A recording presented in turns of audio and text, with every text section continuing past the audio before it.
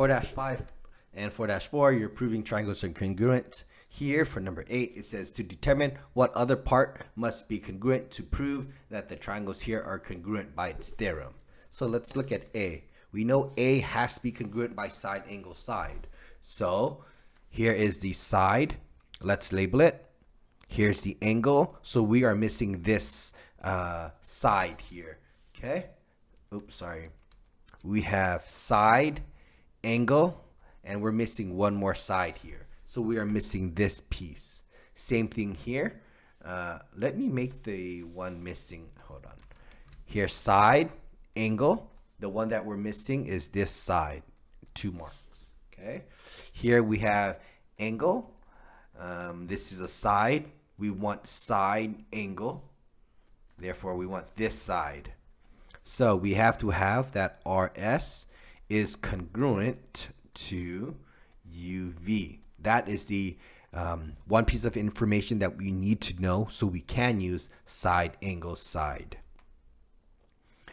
B, let's label this. This is side, this is an angle. So it says angle, side, angle. So we want the side to be in between the angle. So we want an angle here. Do you see how the side is in between the 2 angles? So we want that to be the case. Okay. Here is the angle, here's the side, and we want one more angle here, and we want to make sure the side is in between it. So here we have angle B has to be congruent to angle F. And if that is true, then the 2 triangles are congruent. Okay. For C, let's label this. This is an angle, this is an angle, and we want one more side. Well, if we put the side here, it's useless because it would be ASA. We want the S here because so it can be AAS. Okay, let's take a look here. This is A for angle, this is for angle, and we want the side to be here, so it's AAS. So we want the line BA is congruent to line DE. Next, let's take a look at this one.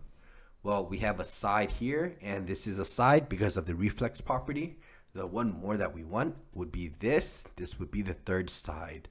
Same thing here. This would be that 3rd side that we need as well. So we need that line DA is congruent to line DC.